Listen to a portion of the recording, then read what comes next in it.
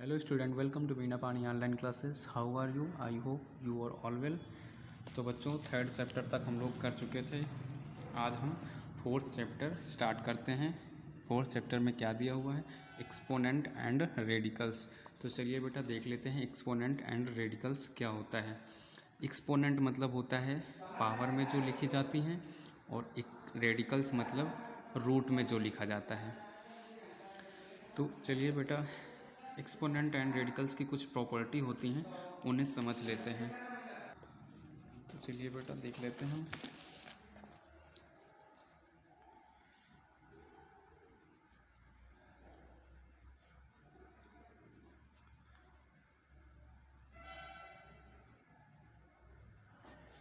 Properties क्या होती हैं?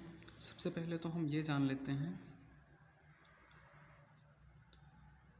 निगेटिव इंटीजर्स मानते हैं। अगर ए हम मान लेते हैं और ए की पावर माइनस एन मान लेते हैं, तो इसको प्लस हम कैसे करेंगे?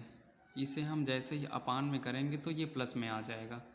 ए की पावर माइनस एन है, इसे अपान में लिखेंगे डिनोमिनेटर में, और ये प्लस हो जाएगा। अगर ये पहले से ये अपान में लिखा है और माइनस में है, तो ये ऊपर चला जाएगा नोमिनेटर में और प्लस हो जाएगा, मतलब सीधे उल्टा कर देंगे। और ए की पावर जीरो हमेशा क्या होता है? वन होता है। मतलब किसी ए तो कोई भी नंबर है, कोई भी इंटीजर, मतलब कोई भी नंबर होगा, अगर उसकी पावर जीरो करेंगे तो हमेशा उसकी वैल्यू क्या होगी? वन होगी। इसके बाद बेटा देख लेते हैं, कुछ लॉ होते हैं, लॉ ऑफ एक्सपोनेंट।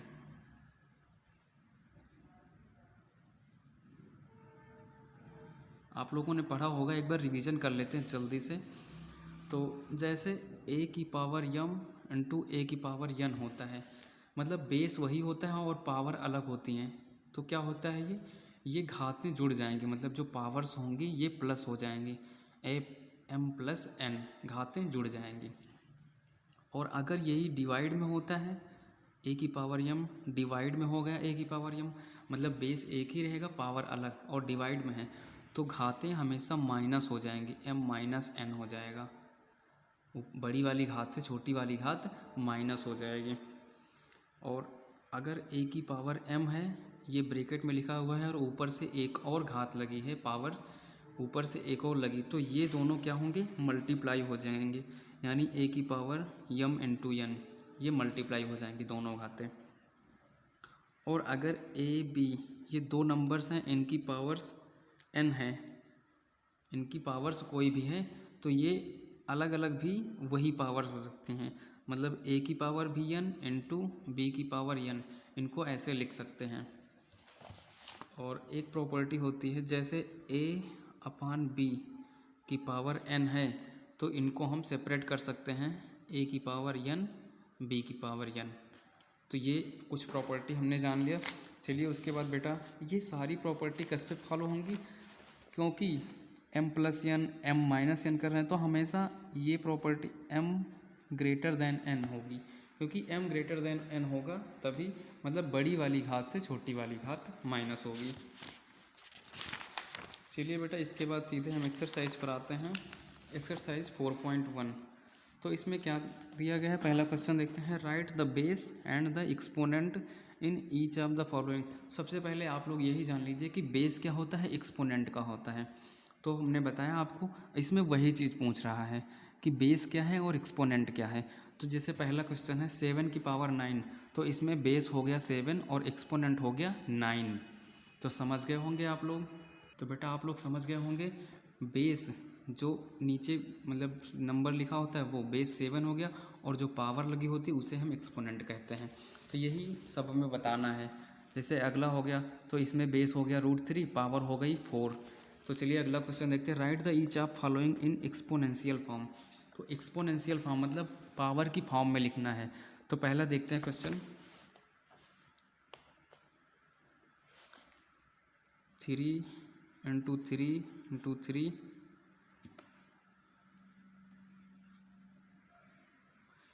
5 टाइम्स 3 लिखा हुआ है। तो इसे कह रहा पावर की फॉर्म में, मतलब एक्सपोनेंट फॉर्म में। तो हम सीधे देख लेंगे कितने 3 हैं, 1 2 3 4 5 हैं, तो 3 की पावर 5 हो जाएगा। ये एक्सपोनेंट फॉर्म में हो गया। ऐसे लिख देंगे। जैसे सेकंड दिया हुआ है, अब √5 6 टाइम लिखा हुआ है, √5 इंटू √5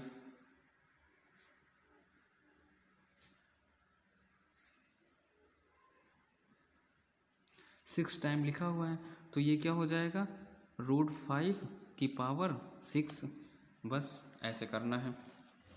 इसके बाद थर्ड क्वेश्चन है, simplify and right answer in exponential form.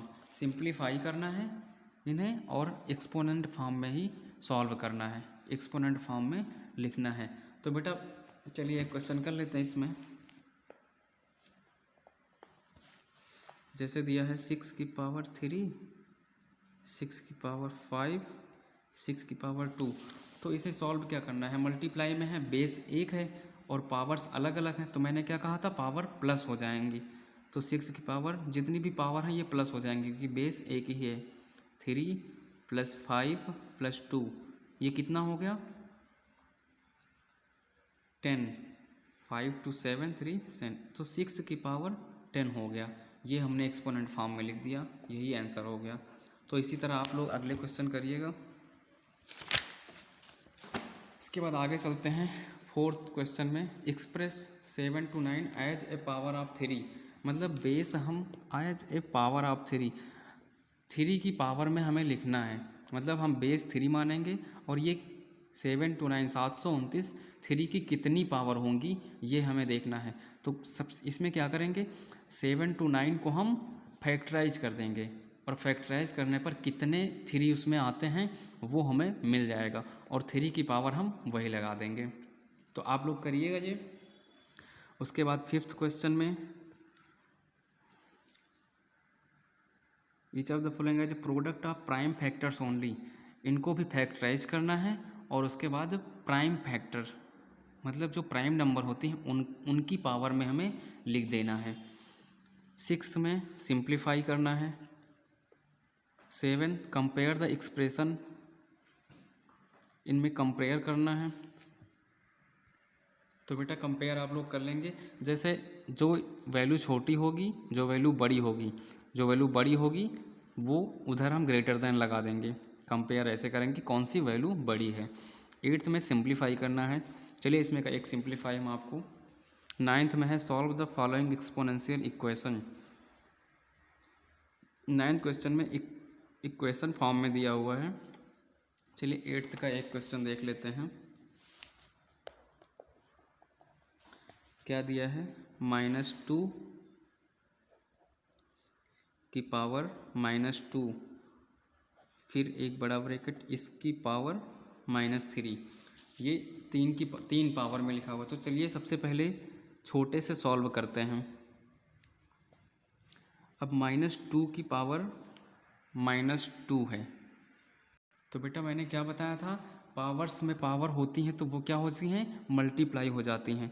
तो -2 की पावर ये ऊपर मल्टीप्लाई हो जाएंगी, यानी -2 इंटू -3, माइनस माइनस प्लस हो जाएगा, क्या बच जाएगा, -2 की पावर 6, 2 इंटू 3 6 हो जाएगा।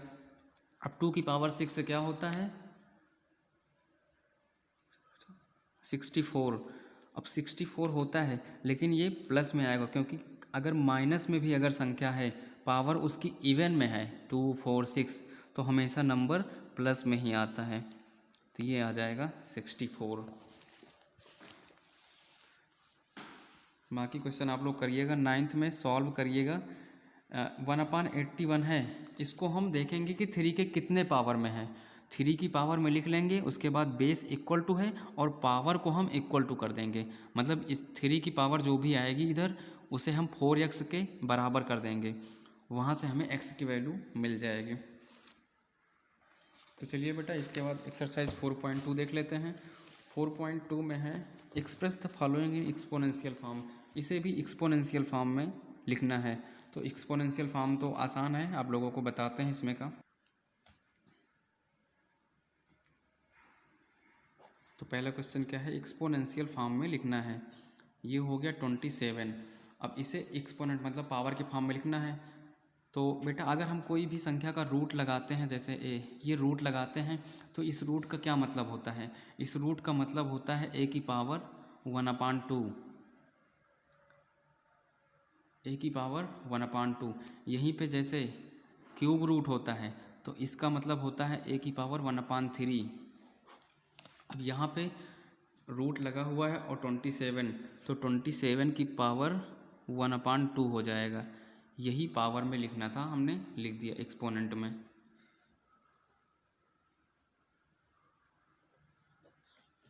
इसके बाद जैसे नेक्स्ट क्वेश्चन है, इसमें सेकंड है इसका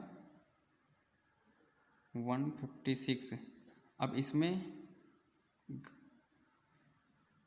फोर्थ रूट है, तो यहाँ पे क्या हो जाएगा? अगर 4 लिखा है तो ये 156 इसकी पावर 1/4 ऐसे होता है।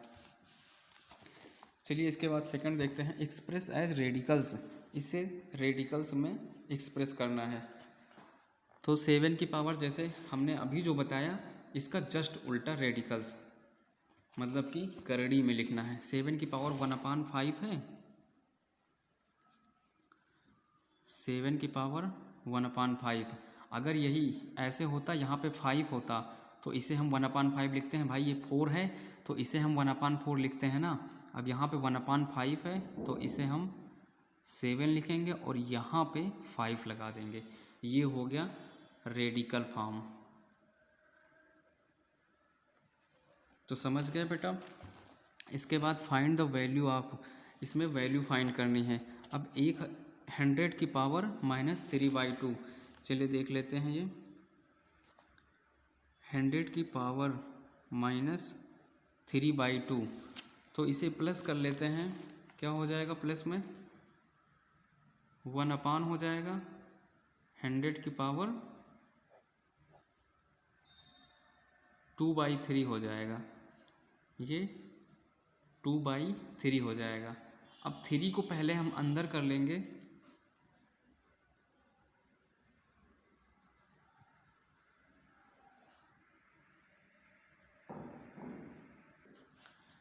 ओ सॉरी ऐसे नहीं होगा, हमें प्लस करना है। मैंने अपान में किया तो ये नंबर्स वही रहेंगे 3/2, और ये पॉजिटिव था, अब प्लस हो गया क्योंकि मैंने इसे अपान में कर दिया। अब क्या होता है? 1/2 है इसकी पावर, तो ये क्या हो जाएगा?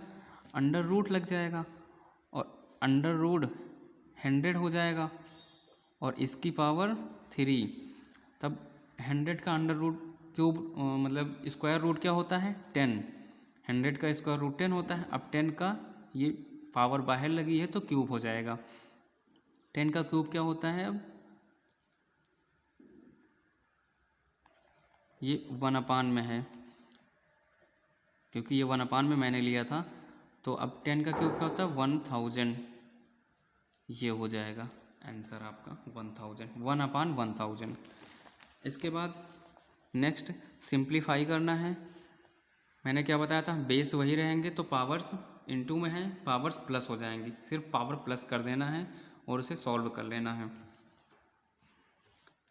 ऐसे ही सॉल्व कर लेना है। 6th क्वेश्चन में simplify and express result with positive exponent. Simplify करना है और पॉजिटिव एक्सपोनेंट में एक्सप्रेस करना है।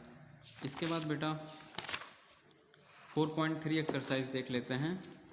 Reduce the following into mixed radical. इसमें पहला क्वेश्चन दिया है, reduce the following into mixed radicals. Mix radicals, चलिए बताते हैं मिक्स रेडिकल्स होता क्या है।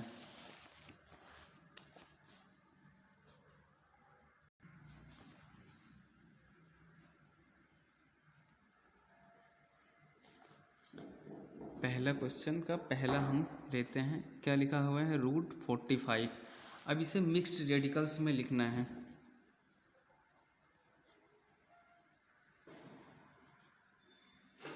√45 को पहले हम फैक्टराइज कर लेंगे। रूट के अंदर ही 45 का फैक्टराइज क्या होगा? 3 × 3 × 5, 3 × 3 9, 9 5 जा 45। ये हमने फैक्टराइज कर लिया। अब यहाँ से 3 की वैल्यू बाहर आ जाएगी ना, क्योंकि ये स्क्वायर रूट लगा है और 3 का पेयर बन रहा है, तो यहाँ से एक 3 बाहर आ जाएगा, ये हो जाएगा 3√5, ऐसे हम लिख सकते हैं। यही हो जाएगा आंसर। अब ये मिक्स्ड फॉर्म में है क्योंकि 3 बाहर भी है और रूट भी, रूट के अंदर 5 है, इसे ही मिक्स्ड रेडिकल्स कहते हैं। जैसे नेक्स्ट दिया हुआ है √300। अब इसमें भी इसको पहले फैक्टराइज करेंगे, 3 लिखेंगे इंटू 10। अब यहाँ से ये 100 करेंगे और 100 का स्क्वायर रूट क्या होता है, यानी 10, तो 10 आ जाएगा बाहर, अंदर बचेगा √3। ये हो गया आंसर आपका। इसी तरह सेकंड क्वेश्चन में दिया है reduce the following into pure radicals. अब इसमें प्योर रेडिकल्स में लिखना है। प्योर रेडिकल्स में कैसे लिखेंगे, तो चलिए देखते हैं। सेकंड का पहला 3√6। अब इसमें मतलब रूट के बाहर कोई संख्या ना रहे, प्योर रेडिकल्स में लिखना है।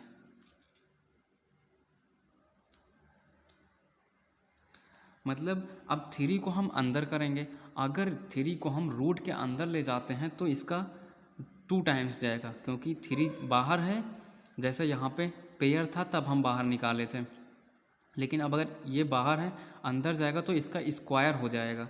इसका स्क्वायर यानी 3√6 है, तो इसको हम अंदर 6 है, ये 3 अंदर जाएगा लेकिन 3 का स्क्वायर हो जाएगा यानी 9, तो ये अब क्या हो गया 54, ये रूट के अंदर आ जाएगा। इसे प्योर रेडिकल्स में हो गया। इसी तरह सेकंड आप लोग करिएगा। थर्ड में सिंप्लीफाई करना है, तो सिंप्लीफाई कैसे करेंगे, इसको पहले हम मिक्स्ड रेडिकल में लिख लेंगे। मिक्स्ड रेडिकल में लिख लेंगे, उसके बाद हम प्लस माइनस जो भी है करेंगे। चलिए करते हैं। तीसरे का पहला, जैसे √20 लिखा है, √80 लिखा है, माइनस √125, तो इसे मिक्स रेडिकल में लिखेंगे, इसका फैक्टराइज करेंगे। ये क्या हो जाएगा 4 × 5, ये क्या हो जाएगा 16 × 5, ये हो जाएगा 25 × 5। अब यहाँ से सब में से कोई ना कोई स्क्वायर निकल रहा है, यहाँ से क्या निकल रहा 2, ये हो जाएगा 2√5 और 5 अंदर बचेगा। यहाँ से निकल रहा 16 का स्क्वायर रूट क्या होता है 4, तो यहाँ 4√5 हो गया। यहाँ 5√5 हो गया। अब देखो रूट के अंदर जो संख्याएं हैं वो बराबर हो गई, √5 अब इसे हम प्लस माइनस कर सकते हैं। 4√5 और 2√5 जुड़ जाएगा, कितना हो जाएगा 6√5 माइनस 5√5। अब 6 से 5 घट जाएगा, कितना बचेगा √5 आंसर आ जाएगा। तो इस तरह से बेटा आप लोग करिएगा। 6th में सिंप्लीफाई करना है, इसे सिर्फ मल्टीप्लाई कर देंगे, 6 × 3 9 आ जाएगा, 18 आ जाएगा, और सिंप्लीफाई उसमें से जो भी स्क्वायर निकलेगा उसे हम बाहर कर लेंगे और रूट में जो बचेगा रूट में लिख देंगे। इसी तरह 5th में सिंप्लीफाई रेशनलाइजेशन द डिनोमिनेटर, इसमें भी सिंप्लीफाई करना है। चलिए 5th क्वेश्चन देख लेते हैं। Simplify by rationalising the denominator, मतलब जो डिनोमिनेटर में रेशनल नंबर दिया हुआ है, डिनोमिनेटर से हमें हटाना है, डिनोमिनेटर में मतलब रेशनल नंबर ना रहे। तो चलिए इसे हम सॉल्व करते हैं। 5 का पहला क्वेश्चन दिया हुआ है, जैसे 7/√3। अगर हमें डिनोमिनेटर से मतलब इसको हटाना है तो क्या करेंगे, डिनोमिनेटर में √3 है तो √3 से हम मल्टीप्लाई कर देंगे, और अगर मल्टीप्लाई करेंगे तो मल्टीप्लाई तो दोनों तरफ होगा, मतलब ऊपर भी होगा और नीचे भी होगा। तो जब हम नीचे मल्टीप्लाई करेंगे √3 × 3, तो बेटा √3 × 3 करेंगे तो 3 आ जाएगा नीचे, √3 मल्टीप्लाई होकर 3 हो जाएगा और ऊपर बच जाएगा 7√3, यही हो जाएगा आंसर। उसके बाद बेटा आप लोग ये क्वेश्चन भी सारे कर लीजिएगा, मल्टीपल चॉइस क्वेश्चन सारे क्वेश्चन आप लोग कर लीजिएगा। पेपर में यहाँ से भी आ सकता है क्वेश्चन, सारे क्वेश्चन इम्पॉर्टेंट हैं, तो आप लोग करिएगा बेटा रिवीजन अच्छे से। Thank you.